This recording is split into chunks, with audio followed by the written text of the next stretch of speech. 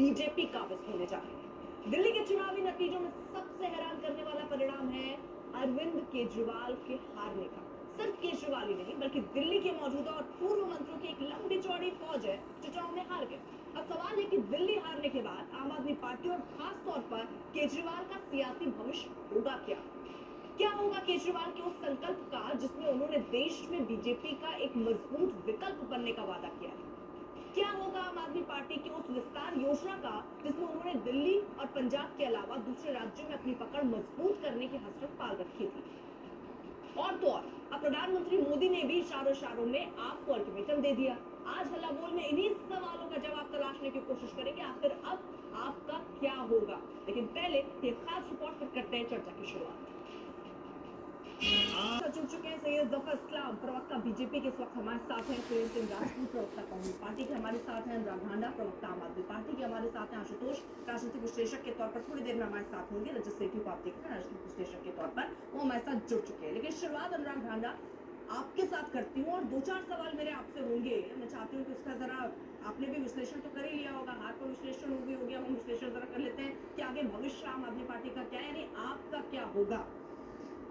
Delhi model और brand Kejriwal, इन दोनों को जनता ने नकार दिया है। दुकान तो खाली हो गई है, अब क्या बेचेंगे? देखिए, मुझे नहीं लगता है कि जनता ने नकार दिया है। जनता ने हमें नई भूमिका दी है, जनता ने हमें विपक्ष की भूमिका दी है। हम पूरी विनम्रता के साथ दिल्ली की जनता ने जो आदेश दिया, चुनाव तो आपने ये भूमिका के लिए तो लड़ी नहीं थी। मैं कह तो रहा हूं कि जो हम जिस भूमिका से चुनाव लड़ते हैं, लोकतंत्र में वो स्वीकार्य नहीं होता है, बल्कि जनता जो आदेश देती है लोकतंत्र में उसको स्वीकार किया जाना जरूरी होता है। और लोकतंत्र में आज दिल्ली के अंदर हमें एक मजबूत विपक्ष बना नहीं चाह रही हूँ, लेकिन जनता ने अनुराग जी, आपने बोला कि जनता जो आदेश देती है, जनता जो कहती है वो करते हैं, है ना सर? थोड़ा सा मैं इससे विपरीत आपसे एक सवाल जान लेना चाह रही हूँ। अरविंद केजरीवाल ने तो कहा था ना कि अगर मैं साफ पाक ना लड़ूं तो मुझे हरा देना, यानी आप ये स्वीकारते हैं कि वो साफ पाक नहीं है? दिल्ली के 43.5% लोगों ने अपनी राय अरविंद केजरीवाल जी के पक्ष में दी है, लेकिन निश्चित तौर पर बहुमत हमें नहीं मिला है। तो हम उसी भूमिका में, जिस भूमिका में हमें दिल्ली के लोगों ने भेजा है, हम उसमें अपनी मेहनत से काम करेंगे। हम कौन सा दिल्ली की सत्ता में शुरू से कोई हमारे बड़े कोई बुजुर्ग कोई राजनीति में थोड़ी थे कि उनके बच्चे थे और हम राजनीति में आ गए सीधे। हम तो आम लोग थे, हमको वहां तक पहुंचाया भी लोगों ने था। अब नई भूमिका दी है तो नई भूमिका को निभाएंगे। आज देश के कम से कम 10 राज्यों में आम आदमी पार्टी के इलेक्टोरल फुटप्रिंट है। धीरे धीरे हम अपनी पार्टी को बढ़ा रहे हैं, हम अपने संगठन का विस्तार करेंगे और जो भूमिका दिल्ली में हमें विपक्ष की मिली है उसको निभाएंगे। लेकिन सर कि कुछ उदाहरण है, जनता दल देख लीजिए, असमगढ़ परिषद देख लीजिए, जैसे दल जो है ना जोर शोर से अस्तित्व में आए और फिर सरकार बनाए बिखर गए। कहते जो पावर है ना सर, वो एक तरीके से फेविकोल का काम करती है। जब आपकी विचारधारा या हाईकमान, आपका जो आला कमान हो वो इतना मजबूत हो, तो विचारधारा तो है नहीं, वो कट्टर ईमानदार की विचारधारा लेकर चले, जैसे ऐसे तो कोई विचारधारा पार्टी की है नहीं, तो किस तरीके से बांधेंगे आप? मुझे लगता है कि ये आपका निजी विचार हो सकता है कि आम आदमी पार्टी की कोई विचारधारा नहीं है। हमारी एक मजबूत विचारधारा है, लोगों को मूलभूत सुविधाएं उपलब्ध कराने की हमारी एक मजबूत विचारधारा है। और अगर आप उदाहरण लेना चाहती हैं तो मैं उदाहरण दे देता हूँ। अटल बिहारी वाजपेयी जी उन लोगों में से जिन्होंने भारतीय जनता पार्टी को खड़ा किया था। वो 57 में हारे, 62 में हारे, फिर 62 में हारे, फिर 84 में हारे, लेकिन धीरे धीरे उसके बावजूद भी भारतीय जनता पार्टी बढ़ती गई। तो ऐसा नहीं है कि चुनाव में हार जीत होती रहती है, कोई एक चुनाव की हार जीत किसी पार्टी का भविष्य तय नहीं करती है। हम अपने मुद्दों को लेके, अपनी बातों को लेके लोगों के बीच में फिर से जाएंगे, देखेंगे क्या कमियां रही, आत्मचिंतन करेंगे, हम एनालिसिस करेंगे और फिर वापस लौट के आएंगे और इससे मजबूती के साथ वापस लौट के आएंगे जिस ताकत में आज हम थे। ठीक है, पार्टी विस्तार योजना क्या सोचते हैं आप?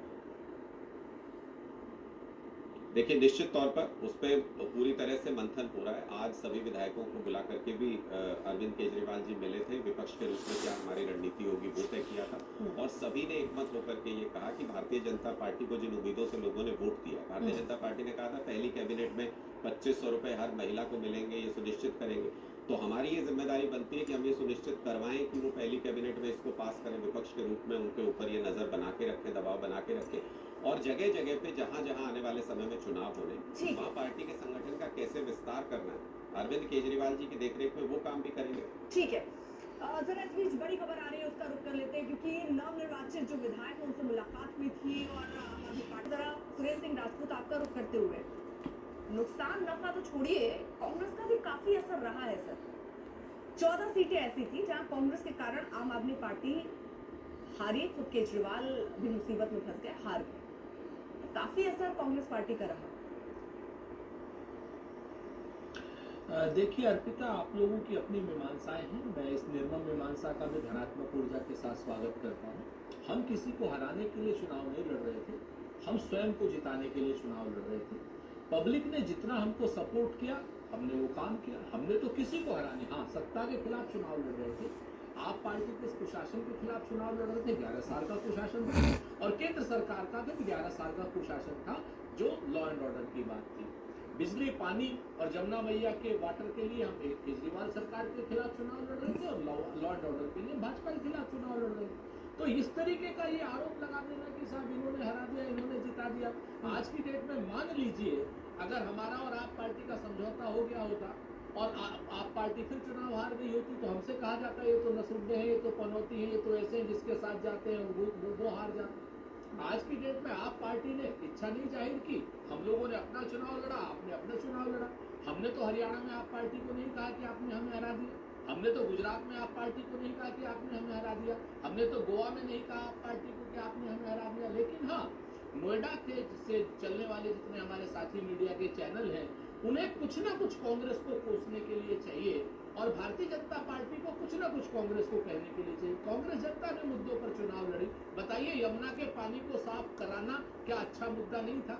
हवा को साफ करना अच्छा मुद्दा नहीं था? दिल्ली को रेप की कैपिटल बना दिया, महिलाओं के प्रति अनाचार, अत्याचार, दुराचार हो रहे हैं दिल्ली में, ये मुद्दा हमने अच्छा नहीं चुना। अगर आप ये कह रहे हैं सर, ठीक है ना, उमर अब्दुल्ला ने भी तो ट्वीट किया था ना कि आप लॉ लड़िए, आप लोगों के अगर आप साथ होते तो हो सकता है कि ये सीटें 37 तक पहुंच जाती, बहुमत के आंकड़े तक आप पहुंच जाते, लेकिन साथ ना लड़ना क्या नुकसान लेकर नहीं आया?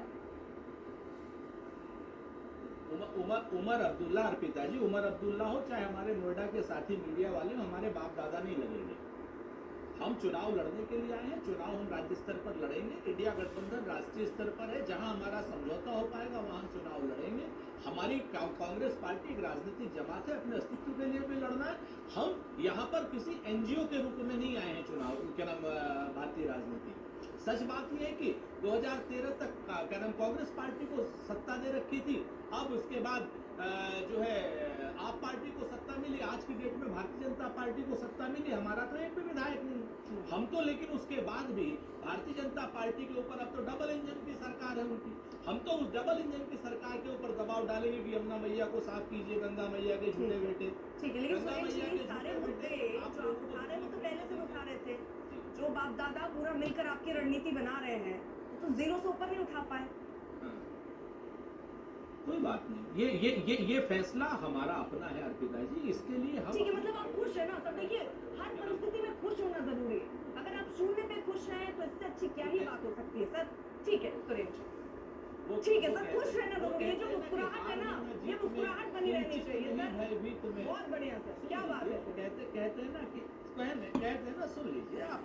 बिल्कुल सर, जीरो सीट है, इसका ये मतलब थोड़ी कि हम नहीं सुनेंगे सर, सुनेंगे सर, बोलिए। कर्तव्य पथ पर जो भी चला, कर्तव्य पथ पर जो भी मिला, ये भी सही वो भी सही। हम कई बार जीते हैं पिताजी, कई बार हारे हैं, लेकिन हमारी हार जीत से हमारे अपनों ने बदली है, हमारी अपनी पार्टी के इंटरनल स्ट्रक्चर ने बदली है।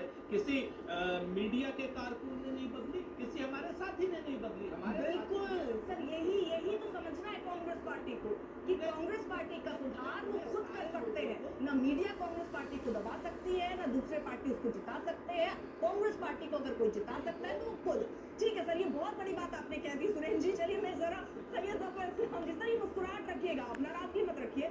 सैयद जफर इस्लाम जी, सैयद जफर इस्लाम जी, देखिए सर, ठीक है सर, ठीक सर, बस मुस्कुराहट बनाए रखिए। सैयद जफर इस्लाम साहब, बीजेपी जिस तरह परफॉर्म कर रही है, बहुत बम बम बम बम सारी बातें बीजेपी के लिए हो रही है, लेकिन आप भी ये मान रहे हैं कि एक बड़ी चुनौती बीजेपी के सामने है।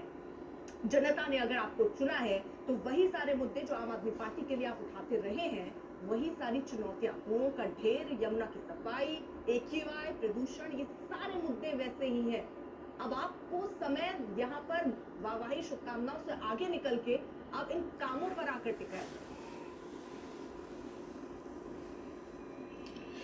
देखिए, सबसे पहले तो मैं अपने साथी सुरेंद्र राजपूत जी को, जिन्होंने जाहिर है कोशिश की होगी, लेकिन अफसोस की बात है कि फिर से उनको जीरो का हैट्रिक जो है मिला है, लेकिन फिर भी हौसला उनका बुलंद है। बहुत सवाल उठते रहे, जिस तरह हमने लड़ाइयां भी देखी है आम आदमी पार्टी और बीजेपी किस तरह एक दूसरे पर एकदम तीर थामे निशाना साधते हुए नजर आते रहे।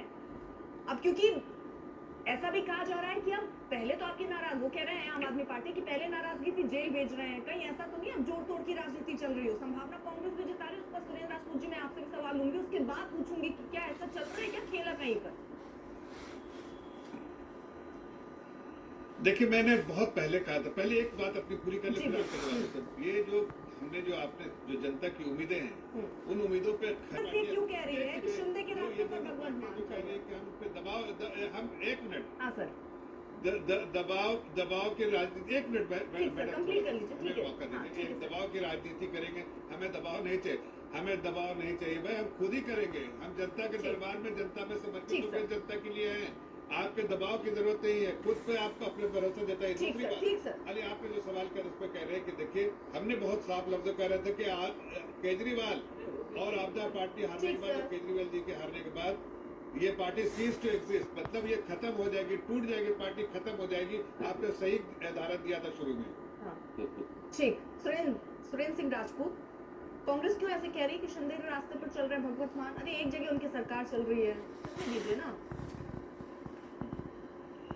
देखिए अर्पिता जी, दो बातें बताता हूँ मैं आपसे, थोड़ा सा जल्दी से मैं बता देता हूँ। जी। अब शिंदे की राह पर भगवंत मान तो चलेंगे ही, क्योंकि अब अरविंद केजरीवाल जी का सीधा सीधा सा मैं बता तो रहा हूँ ना कि आज की डेट में जिस आदमी के पास ताकत है, जिस आदमी के पास बाकी चीजें, जिसने आदमी ने आप पार्टी को बनाया था और जो वहां पर सरकार चला रहे हैं भगवंत मान साहब, अब उनके ऊपर ही सारी पार्टी को चलाने का प्रेशर होगा या सारी चीजें होंगी, वो अभी आपको 2-4 दिन में साफ दिखाई दे जाएगा। सबसे इम्पोर्टेंट बात एक मैं कहना चाहता हूँ अर्पिता, सिर्फ 10 सेकंड जी। मैं आपसे एक ही चीज कहना चाह रहा था कि 2013 में यमुना मैया का झूठा बेटा दिल्ली में आया था, झूठ बोल करके शीला जी पे, मनमोहन सिंह जी पे आरोप लगा करके 2025 में चला गया, और 2014 में गंगा मैया का झूठा बेटा आया था देश में कांग्रेस के ऊपर झूठे आरोप लगा करके। आप ध्यान दीजिएगा कि 26 तक आते आते ठीक है। गंगा मैया का झूठा बेटा दिल्ली और देश से चला जाएगा। जफर भाई ये क्लियर सर देखिए, तीन चीजें प्रमुखता तौर पे मुझे दिख रही है। आप गंगा मैया का जिक्र कर रहे हैं, समानता दिखती प्रधानमंत्री भी इसका जिक्र कर रहे हैं, आ रही हो जफर जी, आ रही हो, और दूसरी तरफ आप ये कह रहे हैं, देखिए इस बात की तो खुशी आपको होगी ही कि वो पार्टी जो कि आपसे सत्ता जिसने दिल्ली की छीनी, कम से कम वो हारी, उस बात की भी खुशी दिख रही है। और तीसरा निशाना जो आपने पंजाब पर साथ दिया है ना, क्योंकि आपको भी दिख रहा है खोई हुई जमीन, क्योंकि आम आदमी पार्टी आपसे छीन रही थी, वापसी के रास्ते आपके लिए आसान दिख रहे हैं, और ये मुस्कुराहट कुछ उसी दिशा में दिखा रही है। जफर साहब जी जल्दी से 10 सेकंड में मुझे अनुराग के पास जाना, और अभी रजत जी के पास भी नहीं जा पाई हूँ। हाँ, मैं सिर्फ इतना कह रहा हूँ आ रही कि हूँ, जो सुरेंद्र जी, आ लोग रही इस तरह की तीखी टिप्पणियां करते हैं, उनको अपने गरिमा में झांक के देखने चाहिए कि जो बार बार हैट्रिक, अरे आप बार बार इतना जख्म, इतना नासूर कर देंगे उनका कह कह के जीरो के लिए। ठीक है सर, तो छोड़ दीजिए सर। जफर भाई, अनुराग जी, जफर भाई, ठीक ठीक सर, ठीक सर। और हम तो अनुराग जी, मुझे जरा आप ये समझाइए कि अब जो एक संकल्प आम आदमी पार्टी ने लिया था, एक जो संकल्प आपने लिया था कि बीजेपी के लिए सबसे मजबूत चेहरा अरविंद केजरीवाल है, ब्रांड केजरीवाल, ब्रांड मोदी और ब्रांड केजरीवाल अब कहां आमने सामने भिड़ते हैं? और इंडिया गठबंधन में जो आप ये कहते हैं कि हम सबसे वही है जो मोदी को हरा सकते हैं, आप क्या कहेंगे? देखिए बिल्कुल आज भी वही बात सही है, क्योंकि कांग्रेस दिखाएंगे तो ये सवाल दिखाएंगे, लेकिन मेरा सवाल आपसे सर, मैं आ रही हूं, जफर जी आ रही हूं। एक मिनट नहीं, एक सेकंड, मैं इनसे कहा, शायद ये सुन नहीं आप पाए। जफर जी दूसरी बातें मैंने गिनवाते रहे। आश्वासन दिया कि हमने जो भी वायदे किए, नहीं हमने जो वायदे किए हैं पूरे उस पे खरे उतरेंगे। ठीक है सर, ठीक। ये तो पूरे देखिए 5 साल चलने वाला है, ये तो पूरे साल चलने वाला है। आपके वादे कितने पूरे, कितने? ये फैसला आपके चैनल पे बैठा हूँ तो मुझे भी इसकी जानकारी मिली। ऐसे में कोई टीका टिप्पणी मुझे लगता है नहीं, मेरी बिना जानकारी के नहीं मुझे करना चाहिए, लेकिन अब जो भी फैसला हुआ है और जो आपके सामने दिख रहा है, ये शायद पार्टी का फैसला होगा, और मैं समझता हूँ कि पार्टी जब उचित समझती है तभी ऐसे फैसले लेती है, और इसका इसका जो है जो इंडिकेशन आप कह रहे हैं कि पहले से, लेकिन हम लोगों को इसका ऐसा कोई इंडिकेशन नहीं था, लेकिन अभी नहीं सर, क्योंकि याद कीजिए चैनल 15 पे बैठे अक्टूबर को ये सर, मैसेज मिला है, तो फिर 15 इसके बारे अक्टूबर में को और दिल्ली में बैठक संज्ञान हुई और 19 बीजेपी विधायकों ने बकायदा एक चिट्ठी लिखी जो कि सोशल मीडिया पर काफी वायरल हुआ, जिसमें वो कह रहे हैं कि वहां जिस तरह की स्थितियां हैं उस पर नियंत्रण नहीं कर पा रहे मुख्यमंत्री और इनको इस्तीफा दे देना चाहिए। लेकिन ऐसी क्या वजह रही सर कि अपने ही विधायकों को नहीं सुना पार्टी ने, आलाकमान ने, और इस्तीफे की जो लगातार मांग खुद आपके विधायक करते रहे, अब जाकर ये फैसला हुआ? देखिए विधायकों की मांग या किसी और की मांग वो इम्पोर्टेंट नहीं है। स्टेट जब ऐसे सिचुएशन में है, जब थोड़ा वहां पर कहीं ना कहीं फ्रिक्शन चल रहा है ग्रुप्स में, तो उस वक्त ज़्यादा ज़रूरी होता है कि वहां पर पीस एंड स्टेबिलिटी की ज़रूरत होती है, और उस पर ज़्यादा प्राथमिकता दी गई होगी। और अब जब पीस एंड स्टेबिलिटी वहां काफ़ी दिख रहा है, तो ऐसे में जो लीडरशिप को समझ लगा होगा कि अब चेंज ठीक करने है, का आर यू समय आ फ्रेंड जी, गया लेकिन होगा। जफर जी ये भी किसी तो को जरूरी विस्तार है करने कि का कोई मुख्यमंत्री नहीं है, अगर इरादा राज्य नहीं का होता। आप शांति व्यवस्था बनाए रखने की बात या उसको बहाल करने की बात अगर करते हैं तो सबसे ज्यादा जिम्मेदारी तो मुख्यमंत्री की बन जाती है। अगर उनके खुद के विधायक कह रहे नहीं हो पा रहा है, फिर भी इंतजार इस बात का है, उनको बनाए रखिए, शांति लाइए, तो ये फैसला पहले क्यों नहीं लिया गया? राज्य की जरूरत के हिसाब से भी मैं पूछ रही हूँ, क्योंकि वो तो जरूरी थे ना कि शांति लाया जाए, किसी तरह शांति बहाल की जाए, और उसमें वो नाकाम दिख रहे थे।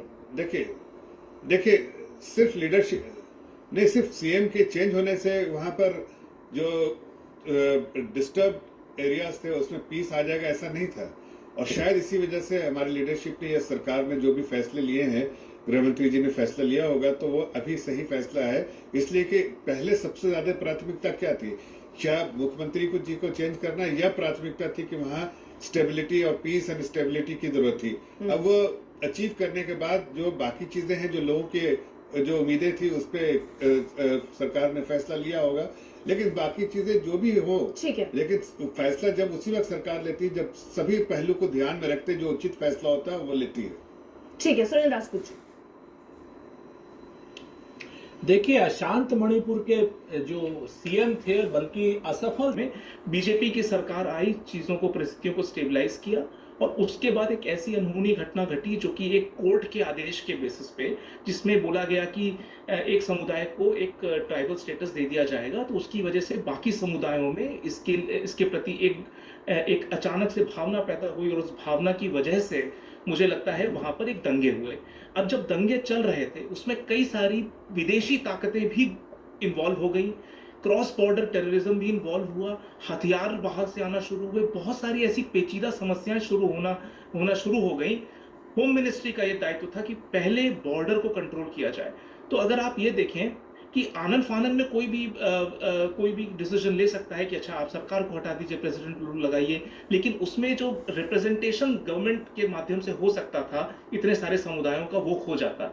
मुझे लगता है बहुत तरीके से एक क्रोनोलॉजिकली होम मिनिस्टर ने चल के एक स्टेप लिया, वहां पर सिक्योरिटी एडवाइजर लगाया, अभी ही एक फिलहाल में गवर्नर भेजा, पिछले गवर्नर को भी हटाया, और जो गवर्नर भेजा अजय भल्ला जी को, जो होम सेक्रेटरी रह चुके हैं भारत सरकार के, उनको भेजा जो वहां की परिस्थितियों को समझते हैं। पिछले कुछ दिनों से मैसिव क्रैकडाउन एनआईए का चल रहा है। जो भी ऐसे वहां पर ग्रुप्स हैं, अंडरग्राउंड ग्रुप्स हैं जो कि आर्म्स को लेकर, वेपन्स को लेकर हाथों में थे, उनको अजय भल्ला जी के माध्यम से और एनआईए के माध्यम से मैसिव क्रैकडाउन हो रहा है।